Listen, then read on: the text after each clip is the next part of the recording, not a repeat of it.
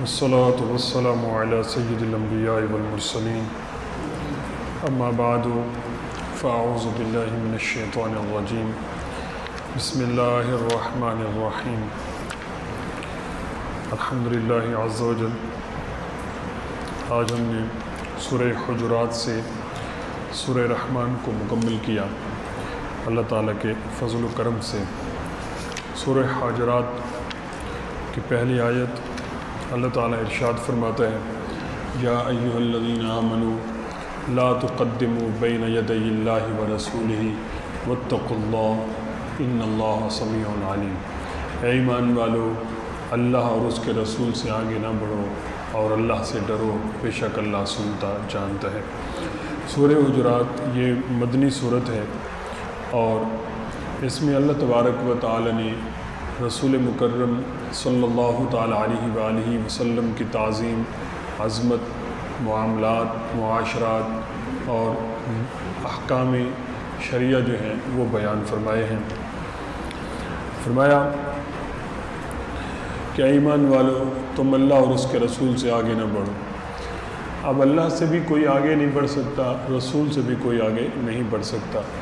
اس کا شان نزول یہ ہے کہ چند لوگوں نے عید الاضحیٰ کے دن سید عالم صلی اللہ تعالی علیہ وآلہ وسلم سے پہلے قربانی کر لی، تو ان کو حکم دیا گیا کہ دوبارہ قربانی کریں۔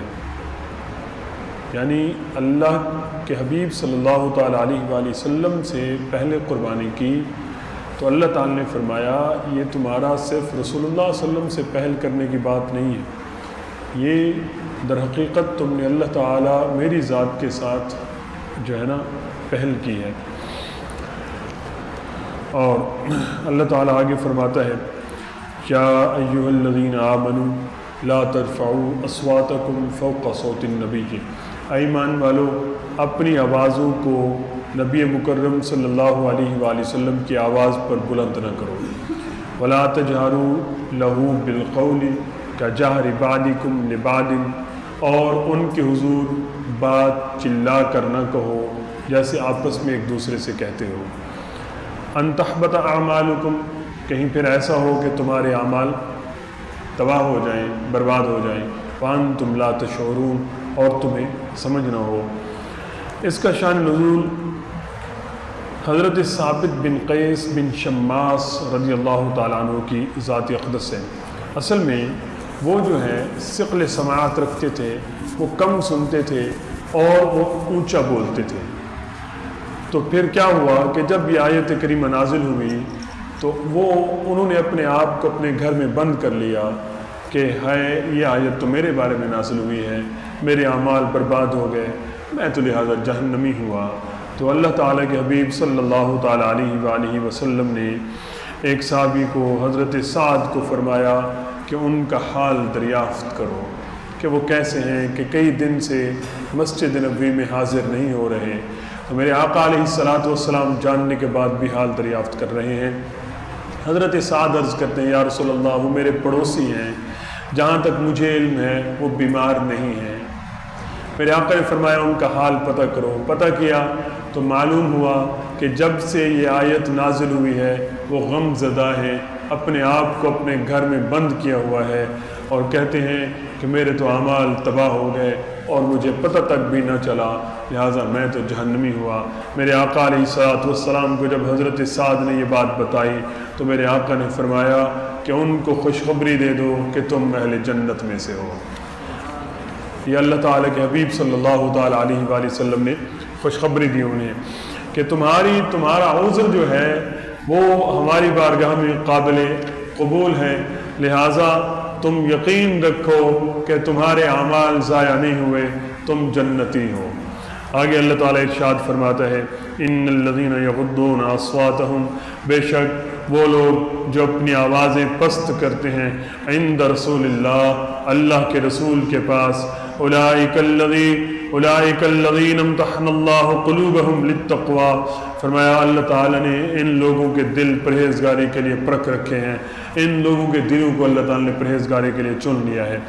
اس آیت کریمہ کا شان نزول کچھ اس طرح ہے کہ جب آیت اس سے پہلے والی آیت یا ایھا الذین آمنوا لا ترفعوا کہ اپنی آوازوں کو نبی کی آواز پر بلند نہ کرو اور ان کی بارگاہ میں چلا کر بات نہ کہو، یہ آیت کریمہ نازل ہوئی تو حضرت ابوبکر صدیق رضی اللہ تعالیٰ عنہ، حضرت عمر فاروق رضی اللہ تعالیٰ عنہ اور بعض صحابہ بے حد احتیاط لازم کر لی اور نبی مکرم صلی اللہ علیہ وآلہ وسلم کی خدمت میں بہت پست آواز میں عرض کرتے تھے، تو اللہ تعالیٰ نے فرمایا کہ یہ وہ لوگ ہیں جن کے دلوں کو اللہ تعالیٰ نے تقوی کے لیے پرکھ لیا، یعنی چن لیا ہے۔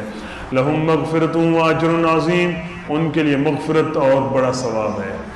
کہ ایسے جو لوگ محبوب علیہ الصلوۃ والسلام کا ادب و احترام کرنے والے ہوں گے، ان کے لیے اللہ فرماتے ہیں مغفرت بھی ہے، اجر عظیم بھی ہے۔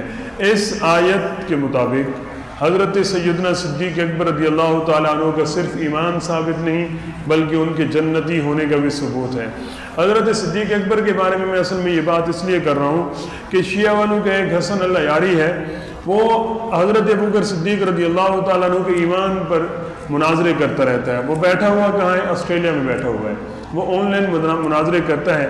اگلے دن ایک شخص کے ساتھ اس کا مناظرہ تھا، چونکہ اللہ یاری نے کچھ عرصہ پہلے یہ کہا تھا کہ جو حضرت علی رضی اللہ تعالیٰ عنہ نے قرآن دیا تھا یہ وہ قرآن نہیں ہے، تو اس کا مناظرہ ایک شخص سے ہوا حضرت صدیق اکبر رضی اللہ تعالیٰ عنہ کے ایمان پر۔ تو اس قرآن کی جب آیت پڑھنے لگا تو سامنے والے مناظر نے کہا کہ بات یہ ہے کہ تم اس قرآن کی آیت پیش کرو، پہلے وہ قرآن لے آؤ جو حضرت علی کا تھا، یہ قرآن تو حضرت ابوبکر صدیق والا ہے، اس سے تو حضرت ابوبکر صدیق کا ایمان ثابت ہے، تم پہلے وہ قرآن لے کر آؤ، پتہ تو چلے کہ تو جس قرآن کی تم بات کرتے ہو۔ لہذا اس نے اپنی کال کاٹ دی حضرت صدیق اکبر رضی اللہ تعالیٰ عنہ کے ایمان پر، اس کے پاس سوائے فساد کے اور کچھ بھی نہیں ہے، کیونکہ قرآن میں بھی، حدیث میں بھی، سیرت کے اندر بھی حضرت صدیق اکبر کا صرف ایمان ثابت نہیں ہے بلکہ افضل البشر بعد الانبیاء بالتحقیق، کہ انبیاء کے بعد انسانوں میں جو مقام ہے وہ حضرت صدیق اکبر رضی اللہ تعالیٰ عنہ کا ہے۔ تو وہ لوگ فساد کے اندر پڑے ہوئے ہیں، ان کو شیطان نے گمراہ کیا ہوا ہے۔ اللہ فرماتا ہے صدیق اکبر اور صدیق اکبر کی جماعت جو ادب و احترام کرنے والی ہے ان کو خوشخبری دے دو، ان کے لیے مغفرت بھی ہے، اس کے بعد بھی ان کے لیے بڑا اجر انعام کا اہتمام ہے کہ اس کے بعد بھی ان کو بڑا اجر عطا فرماؤں گا۔ اس سے آگے آیت ہے ان الذین ینادونک من وراء الحجرات اکثرهم لا یعقلون، بے شک وہ جو تمہیں حجروں کے باہر سے پکارتے ہیں ان میں اکثر بے عقل ہیں۔ اس کا بھی شان نزول کچھ اس طرح ہے کہ یہ آیت کریمہ وفد بنی تمیم کے بارے میں نازل ہوئی۔ جب وہ رسول اللہ صلی اللہ علیہ وسلم کے پاس دوپہر کے وقت آئے، رسول اللہ صلی اللہ تعالیٰ علیہ وآلہ وسلم جو ہے سکون فرما تھے، انہوں نے باہر سے آ کے آوازیں لگائی، تو نبی علیہ السلام تشریف تو لے آئے لیکن اللہ تبارک و تعالیٰ کو یہ بات پسند نہ آئی۔ اللہ تعالیٰ نے فرمایا کہ میرے محبوب کو ایسے باہر سے نہیں پکارنا تم نے، من وراء الحجرات کہ اکثرهم لا یعقلون، ایسا کرنے والے جو ہیں وہ عقل مند نہیں ہوتے۔ مطلب یہ ہے کہ رسول اللہ صلی اللہ تعالیٰ علیہ وآلہ وسلم کے ادب و احترام کرنے والے وہ نہیں ہوتے۔ یہاں پر پھر آقا علیہ السلام کے ادب کی تلقین کی گئی۔ پھر آگے اللہ تعالیٰ نے فرمایا یا ایھا الذین آمنوا ان جاءکم فاسق بنبأ فتبینوا ان تصیبوا قوما بجہالۃ فتصبحوا علی ما فعلتم نادمین، اے ایمان والو اگر تمہارے پاس کوئی فاسق خبر لے آئے تو اس کی تحقیق کر لو کہ کہیں کسی قوم کو بے جا ایذا نہ دے بیٹھو، پھر اپنے کیے پر پچھتاتے رہو۔ اس کا شان نزول کچھ اس طرح ہے کہ ولید بن عقبہ کے حق میں نازل ہوئی، نبی اکرم صلی اللہ علیہ وسلم نے ان کو بنی مستلق سے صدقات وصول کرنے کے لیے بھیجا، اور زمانہ جاہلیت میں ولید بن عقبہ اور بنی مستلق کے درمیان جو تھی یہ عداوت تھی۔ عداوت کی وجہ سے وہ یہاں سے چلے تو گئے آگے، لیکن وہ یہ بھی سوچ کے گئے کہ اب تو میں نبی علیہ السلام کا بھیجا ہوا غلام قاصد جا رہا ہوں، لہٰذا مجھے اب وہ کچھ نہیں کہیں گے۔ اچھا ان لوگوں کا بھی یہی پروگرام تھا کہ وہ تو نبی علیہ السلام کی ذات اقدس کی وجہ سے رہے ہیں۔ جب انہوں نے دیکھا، قریب پہنچے کہ وہاں سے کافی سارے لوگ ان کی طرف آ رہے ہیں، تو یہ انہوں نے سمجھا، گمان ہوا ان کو کہ کہیں یہ مجھے قتل کرنے آ رہے ہیں، تو یہ وہاں سے واپس بھاگے۔ نبی علیہ السلام کی بارگاہ میں آ کے عرض کیا کہ یا رسول اللہ صلی اللہ تعالیٰ علیہ وآلہ وسلم، وہ لوگ نہ ہی انہوں نے مجھے صدقات دیے ہیں اور بلکہ الٹا مجھے قتل کرنے والے تھے، میں تو بھاگ آیا ہوں۔ نبی علیہ السلام نے خالد بن ولید کو بھیجا کہ جا کے تحقیق کر کے آؤ۔ وہ گئے، جب تحقیق کی تو انہوں نے کہا ہم تو ان کے استقبال کے لیے آئے تھے کہ وہ نبی علیہ السلام کے بھیجے ہوئے تھے، ہم نے کہا راستے میں ان کا استقبال کریں۔ پھر خالد بن ولید کو انہوں نے صدقات بھی پیش کیے۔ جب حالت بتایا تو اللہ تعالیٰ کے حبیب صلی اللہ علیہ وسلم کی بارگاہ میں جب بات پہنچی تو اللہ تعالیٰ نے اس آیت کو نازل فرمایا۔ پھر آگے اللہ تبارک و تعالیٰ نے فرمایا وَإِن طَائِفَتَانِ مِنَ الْمُؤْمِنِينَ اقْتَتَلُوا فَأَصْلِحُوا بَيْنَهُمَا فَإِن بَغَتْ إِحْدَاهُمَا عَلَى الْأُخْرَى فَقَاتِلُوا الَّتِي تَبْغِي حَتَّى تَفِيَّ إِلَىٰ أَمْرِ اللَّهِ، اور اگر مسلمانوں کے دو گروہ آپس میں لڑیں تو ان میں صلح کراؤ۔ فرمایا فَإِن بَغَتْ إِحْدَاهُمَا عَلَى الْأُخْرَى، پھر اگر ایک دوسرے پر زیادتی کریں تو فَقَاتِلُوا الَّتِي تَبْغِي حَتَّى تَفِيَّ إِلَىٰ أَمْرِ اللَّهِ، تو اس زیادتی والے سے لڑو یہاں تک کہ وہ اللہ کے حکم کی طرف پلٹ کر آ جائے۔ اس کا شان نزول یہ ہے کہ نبی مکرم صلی اللہ تعالیٰ علیہ وآلہ وسلم جو ہے ایک دن دراز گوش پر یعنی اپنی سواری پر تشریف فرما کر لے جا رہے تھے، انصار کی مجلس پر گزر ہوا، وہاں تھوڑا سا آپ نے وقف فرمایا یعنی رکے، تو آپ کا دراز گوش جو آپ کی سواری تھی اس نے وہاں پر پیشاب کر دیا۔ تو ابن ابی عبداللہ بن ابی جو تھا منافق، اس نے اپنی ناک بند کر لی۔ حضرت عبداللہ بن رواحہ رضی اللہ تعالیٰ عنہ نے فرمایا حضور کے دراز گوش کا پیشاب جو ہے وہ تیرے مشک سے بھی زیادہ خوشبو رکھتا ہے، تیرے مشک سے بھی زیادہ بہتر ہے، اور تو پھر اپنے ناک پہ ہاتھ رکھ رہا ہے۔ تو حضور تو تشریف لے کر چلے گئے، ان کے درمیان آپس میں لڑائی ہوگی، ان دونوں کی قومیں بھی آپس میں آ گئی اور ان کی لڑائی ہو گئی۔ تو نوبت جو ہے وہ ہاتھا پائی تک جا پہنچی، نبی اکرم صلی اللہ علیہ وسلم واپس تشریف لائے تو ان کے درمیان صلح کرا دی۔ تو اللہ تبارک و تعالی نے یہ آیت اس وقت نازل فرمائی۔ پھر آگے اللہ تبارک و تعالی نے ارشاد فرمایا نبی مکرم صلی اللہ تعالی علیہ وآلہ وسلم کے ادب و احترام اور نبی علیہ السلام کی محفل میں کے بارے میں، یا ایھا الذین آمنوا لا یسخر قوم من قوم عسى ان یکونوا خیرا منہم ولا نساء من نساء عسى ان یکن خیرا منہن، اے ایمان والو نہ مرد مردوں سے ہنسے، عجب نہیں کہ وہ ان ہنسنے والوں سے بہتر ہوں، کہ جس پر ہنسا جا رہا ہے ایسا ہو کہ وہ جس پر ہنسا جا رہا ہے وہ اس سے اچھا ہو۔ اس کا شان نزول کچھ اس طرح ہے کہ پہلا واقعہ یہ ہے کہ ثابت بن قیس بن شماس جن کے بارے میں وہ آیت پیچھے نازل ہوئی ان کے بارے میں ہے کہ وہ سید عالم صلی اللہ علیہ وآلہ وسلم کی مجلس میں حاضر ہوتے تو ان کو بیٹھنے کے لیے آگے جگہ دی جاتی تھی، کیونکہ وہ کم سنتے تھے تو اس لیے ان کو آگے جگہ دی جاتی تھی۔ تو وہ نبی اکرم صلی اللہ تعالیٰ علیہ وآلہ وسلم کے قریب تر ہو کر آپ صلی اللہ علیہ وسلم کا کلام مبارک سن سکتے تھے۔ ایک روز انہیں دیر ہو گئی اور مجلس مبارک میں خوب رش ہو گیا اور جگہ جو ہے وہ فل ہو گئی، باقاعدہ بیٹھنے کے لیے پیچھے جگہ تھی یا کھڑے ہونے کے لیے جگہ تھی، وہ آگے جہاں جا کر بیٹھتے تھے وہاں جگہ نہیں تھی۔ تو انہوں نے جگہ نہ پائی تو یہ لوگوں کو ایک طرف کرتے ہوئے کہتے گئے کہ جگہ دو جگہ دو، کہ وہ حضور کے قریب پہنچ گئے اور ان کے اور حضور کے درمیان صرف ایک شخص کا فاصلہ تھا۔ جب وہ ایک شخص کے فاصلے کے پر تھے تو اس شخص نے کہا اب تمہیں جگہ مل گئی ہے بیٹھ جاؤ۔ ثابت غصے میں آ کر اس کے پیچھے بیٹھ گئے کہ مجھے آگے کیوں نہیں بٹھا رہے یہ۔ غصے میں آ کر جب بیٹھے تو خوب دن روشن ہو گیا، جب دھوپ نکل آئی تو ثابت نے ان کے جسم کو دبا کر کہا کہ تم کون ہو؟ اس نے کہا میں فلاں بن فلاں کا بیٹا ہوں۔ اس نے اپنا نام اس طرح بتایا تو ثابت نے اس کی ماں کا نام لے کر کہا کہ تم فلاں عورت کے لڑکے ہو۔ تو جب یہ کہا تو ان کا سر شرم سے جھک گیا، کیونکہ عرب میں اس وقت اس طرح کا جملہ استعمال کرنا ایک شرم کی بات ہوتی تھی۔ تو جب انہوں نے ایسا کیا تو ایسا کلمہ انہوں نے کہا تو وہ شرم سے سر جھک گیا، تو اللہ تبارک و تعالی نے اس آیت کو نازل فرما دیا۔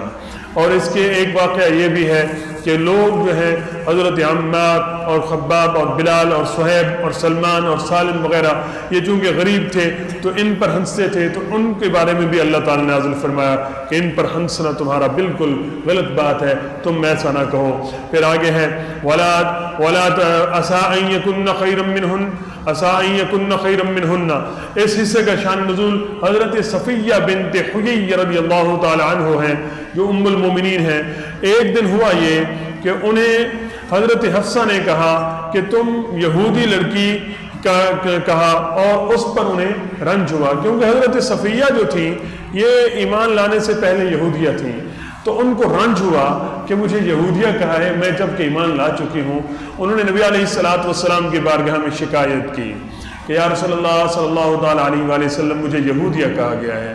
میرے آقا علیہ السلام نے فرمایا تمہیں یہودیہ کہا گیا، حالانکہ تمہارا تو فخر جو ہے وہ ان سب سے بلند و بالا ہے۔ فرمایا تمہیں دو نبیوں کی نسبت ہے، ایک نسبت یہ ہے کہ تم نبی کی اولاد میں سے ہو، اور دوسری نسبت یہ ہے کہ تم نبی کی بیوی ہو، تو تمہارا تو ان سے فخر اور مرتبہ بلند و بالا ہے، کیونکہ آپ کا سلسلہ نسب جو ہے وہ حضرت ہارون علیہ السلام کے ساتھ جا کے ملتا ہے۔ تو میرے آقا علیہ السلام نے فرمایا یہ بات ہے۔ پھر میرے آقا نے فرمایا حضرت حفصہ سے، اے حفصہ خدا سے ڈرو، یہ باتیں اچھی نہیں ہوتی کہ کسی کو اس کا ماضی یاد دلایا جائے۔ پھر آگے اللہ تبارک و تعالی نے مزید فرمایا کہ اے ایمان ولا تلمزوا انفسکم ولا تنابزوا بالالقاب، آپس میں تانا نہ کرو اور ایک دوسرے کو برے القاب سے نہ پکارو۔ بئس الاسم الفسوق بعد الایمان، کیا ہی برا نام ہے مسلمان ہو کر فاسق کہلانا، کہ کسی کو فاسق کہنا یا فاسقوں والے کام کرنا یہ کتنی بری بات ہے۔ تو پھر جب تم ایمان لے آئے ہو تو ایسے کام ہی نہ کرو۔ ومن لم یتب فاولئک هم الظالمون، اور جو توبہ نہ کریں تو وہی ظالم ہے، یعنی جب کوئی گناہ ہو جائے تو اس پر توبہ کرو۔ حضرت سفیان فرماتے ہیں، بلکہ اس کے بارے میں یہ ہے کہ جب کوئی شخص کوئی گناہ کرتا ہے تو ایک پہلے نیکی کرنے والا فرشتہ نیکی لکھتا ہے، اور پھر جب گناہ کرتا ہے کوئی شخص تو نیکی لکھنے والا فرشتہ اسے کہتا ہے کہ ابھی رکو، کہیں ایسا نہ ہو کہ یہ شخص توبہ کر لے اور اس کا گناہ معاف ہو جائے۔ تو یعنی گناہ کے سلسلے میں ہمارے لیے توبہ جو ہے یہ بہت بڑا ہتھیار ہے کہ توبہ کر کے بندہ اپنے گناہ معاف کروا سکتا ہے۔ آگے اللہ تعالی نے فرمایا یا ایھا الذین آمنوا اجتنبوا کثیرا من الظن ان بعض الظن اثم، کہ فرمایا ایمان والو بہت گمانوں سے بچو، بے شک کوئی گمان جو ہے وہ گناہ ہو جاتا ہے۔ گمان زبان پہ آ جائے گناہ ہے، صرف دماغ میں رہے گناہ تو نہیں ہے لیکن وہ بھی اچھا نہیں ہے، وہ بھی پھر گناہ کی طرف لے جاتا ہے۔ تو اس لیے گمان سے بچو، میرے آقا علیہ السلام نے فرمایا، کیونکہ فرمایا بڑی جھوٹی بات ہے، اور مسلمانوں کی عیب جوئی نہ کرو، ان کے ساتھ حسد اور بغض اور بے مروتی نہ کرو۔ اللہ تعالیٰ کے بندو بھائی بنے رہو جیسے تمہیں حکم دیا گیا ہے۔ مسلمان کا بھائی ہے، اس پر نہ ظلم کرے، نہ اس کو رسوا کرے، نہ اس کی تحقیر کرے۔ تو یہاں پر اللہ تبارک و تعالیٰ مسلمانوں کو آپس میں جوڑ رہا ہے۔ کاش آج مسلمان آپس میں جڑے ہوئے ہوتے تو آج ہمارے فلسطین کی یہ حالت نہ ہوتی۔ اور آگے اللہ تعالیٰ نے ارشاد فرمایا ایحب احدکم ولا یغتب بعضکم بعضا ایحب احدکم ان یاکل لحم اخیہ میتا فکرہتموہ، کہ غیبت نہ کرو۔ غیبت ایسے ہے جیسے مردے بھائی کا گوشت کھانا۔ نبی مکرم صلی اللہ تعالیٰ علیہ وآلہ وسلم جب جہاد کے لیے روانہ ہوتے اور سفر فرماتے تو ہر دو مالداروں کے ساتھ، اس کا شان نزول جو ہے وہ یہ ہے کہ ساتھ ایک غریب مسلمان کو کر دیتے تھے۔ وہ غریب ان کے ساتھ کھاتا پیتا تھا، کام کاج بھی ان کے ہو جاتے تھے، اور اس غریب کو کھانا مل جاتا تھا اور ان کے کاموں میں آسانی ہو جاتی تھی۔ تو حضرت سلمان رضی اللہ تعالیٰ عنہ نبی علیہ السلام نے دو آدمیوں کے ساتھ کیا۔ تو ایسا ہوا کہ ایک دن حضرت سلمان رضی اللہ تعالیٰ عنہ سو گئے اور ان کی آنکھ نہ کھلی اور ان کا کھانا جو ہے وہ رہ گیا۔ جب وہ ان کی آنکھ کھلی تو انہوں نے کہا کہ جاؤ نبی علیہ السلام کے جو اس کے خادم ہیں مطبخ کے، حضرت اسامہ رضی اللہ تعالیٰ عنہ، ان کے پاس جاؤ، ان سے جا کر لے آؤ۔ جب حضرت اسامہ کے پاس گئے انہوں نے کہا ہمارے پاس بھی نہیں ہے۔ جب ان کو یہ بات کہی گئی کہ ہمارے پاس نہیں ہے، انہوں نے آ کے حضرت سلمان نے آ کے بتائی ان لوگوں کو، انہوں نے کہا حضرت اسامہ نے ہمارے ساتھ بخل کیا ہے۔ تو نبی علیہ السلام کی بارگاہ میں جب وہ لوگ آئے تو میرے آقا علیہ السلام نے فرمایا تمہارے منہ سے گوشت کی وہ سمیل آ رہی ہے۔ تو انہوں نے عرض کیا رسول اللہ ہم نے تو نہیں کھایا، ہمارے منہ میں ایسا گوشت کہاں سے محسوس ہو رہا ہے؟ تو میرے آقا نے فرمایا کہ تم نے اپنے بھائی کی غیبت نہیں کی، لہذا اپنے بھائی کی غیبت ایسے ہے جیسے مردے بھائی کا گوشت کھانا ہے۔ تو یعنی غیبت اتنا برا گناہ ہے۔ پھر آگے اللہ تعالیٰ نے فرمایا اے لوگو ہم نے تمہیں ایک مرد اور ایک عورت سے پیدا کیا اور تمہیں مختلف قبیلوں میں رکھا لتعارفوا تاکہ تم پہچان سکو، ایک دوسرے کی تمہیں معرفت ہو۔ ان اکرمکم عند اللہ اتقاکم، بے شک اللہ تعالیٰ کی بارگاہ میں عزت والا وہی ہے جو تم میں زیادہ تقوی والا ہو۔ اس کا شان نزول یہ ہے کہ ایک مرتبہ ایک حبشی غلام کو ایک حبشی غلام جو ہے وہ بازار میں یہ کہہ رہا تھا کہ مجھے کوئی خرید لے اور اس شرط پر خریدے کہ مجھے 5 نمازیں جو ہیں وہ سید عالم صلی اللہ تعالیٰ علیہ وآلہ وسلم کی اقتداء میں پڑھنے سے منع نہ کرے۔ رسول اللہ صلی اللہ علیہ وسلم نے اس غلام کو دیکھا، ایک شخص نے اس کو خرید لیا، پھر وہ غلام بیمار ہو گیا، سید عالم صلی اللہ علیہ وآلہ وسلم اس کی عیادت کے لیے تشریف لائے، پھر اس کی وفات ہو گئی، رسول اللہ صلی اللہ علیہ وسلم اس کے دفن میں تشریف لائے۔ اس پر لوگوں نے کہا کہ یہ دیکھو جی یہ شخص جو ہے غلام تھا، اس پر طرح طرح کی باتیں کی، تو اللہ تعالیٰ نے فرمایا غلام ہونا یا آقا ہونا یہ کوئی بڑی بات نہیں ہے، لیکن اللہ کی بارگاہ میں عزت اسی کی ہے جو تقوی والا ہو۔ تو یہاں پر اللہ تبارک و تعالیٰ نے تقوی کے بارے میں، کیونکہ یہ صورت جو ہے نا پوری کی پوری آقا علیہ السلام کے ادب اور معاملات اور معاشرات جو ہیں ان کے بارے میں اللہ تعالیٰ نے ارشاد فرمائی۔ آگے سورہ قاف ہے، سورہ قاف کی آیت میں اللہ تعالیٰ نے ارشاد فرماتا ہے وَجَاءَتْ سَكْرَةُ الْمَوْتِ بِالْحَقِّ، اور موت کی سختی حق کے ساتھ ہے، ذَلِكَ مَا كُنْتَ مِنْهُ تَحِيدٌ، یہ ہے کہ جس سے تو بھاگتا تھا، کہ موت سے بندہ بھاگتا ہے، جتنا بھی بھاگے موت آنی ہے اور اس کی سختی بھی برحق ہے۔ امام بغوی نے ایک حدیث نقل فرمائی کہ جب فرمایا کہ بلکہ فرمایا موت کے بارے میں کہ خواہ وہ کہیں بھی ہو تو موت جو ہے اس کو پہنچ کے رہتی ہے، اور موت کبھی بھی کسی انسان کو چھوڑتی نہیں ہے، چاہے وہ جتنا متقی ہو یا جیسی جگہ پر بھی کیوں نہ رہتا ہو۔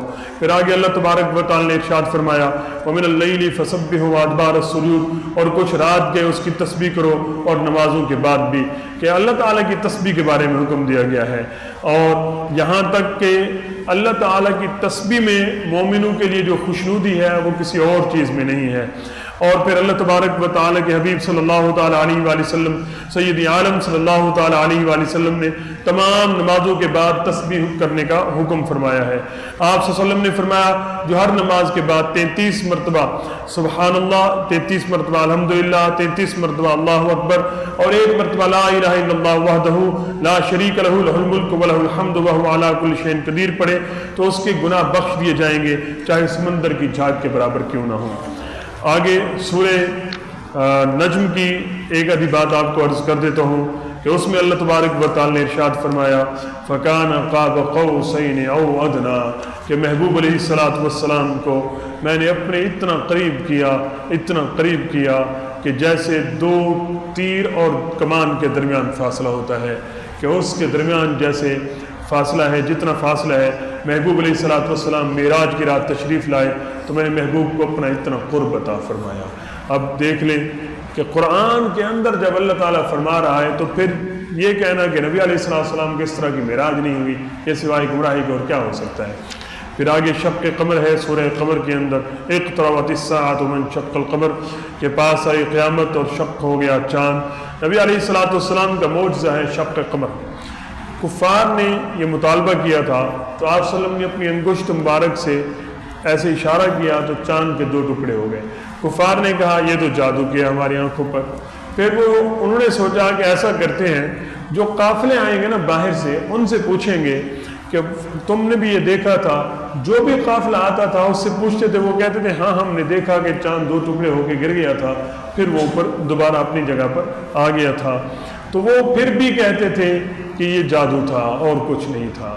تو اللہ تبارک و تعالیٰ نے صورت میں فرمایا قرآن کو ہم نے سمجھنے کے لیے آسان فرما دیا۔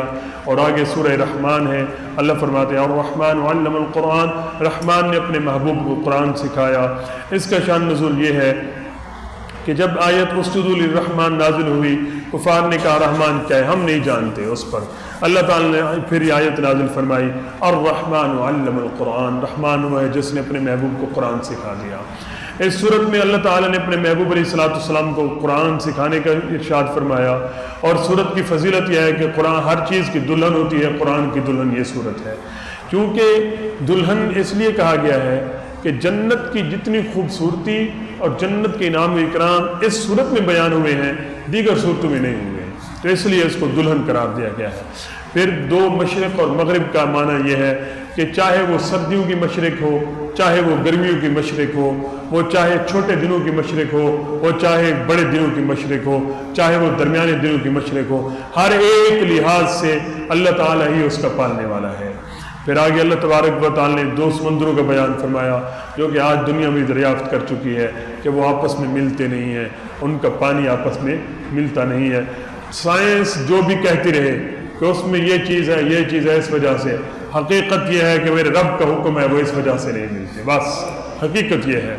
پھر آگے اللہ تعالیٰ نے فرمایا یعرف المجرمون بسیماہم فیؤخذ بالنواصی والاقدام، مجرموں کو ان کی حلیے سے پہچانا جائے گا۔ قیامت کے دن بھی مجرموں کی یہی حالت ہوگی، کون کو ان کے حلیے سے پہچانا جائے گا۔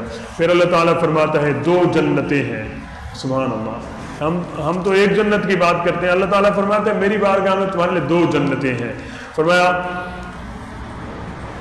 وَلِمَنْ خَافَ مَقَامَ رَبِّهِ جَنَّتَانِ، جو اپنے رب کے حضور کھڑے ہونے سے ڈرے اس کے لیے دو جنتیں ہیں۔ فرمایا ایک جنت عدن ہے، ایک جنت نعیم ہے۔ ایک جنت اس کو رب سے ڈرنے کی وجہ سے دی جائے گی اور ایک جنت اس کو رب کی اطاعت پر دی جائے گی، یعنی اس نے جو شہوات کو ترک کر دیا اس پر دی جائے گی۔ اس صورت کو پڑھنا چاہیے، ویسے ہر بندے کو پڑھنے سے نا جنت کا شوق پیدا ہوگا۔ جب جنت کا شوق پیدا ہوگا تو بندہ جو ہے نیکیوں کی طرف مائل ہوگا۔ اللہ تعالیٰ سے دعا ہے کہ اللہ تعالیٰ ہمیں عمل کی توفیق عطا فرمائے، آمین بجاہ خاتم النبیین صلی اللہ علیہ وآلہ وسلم۔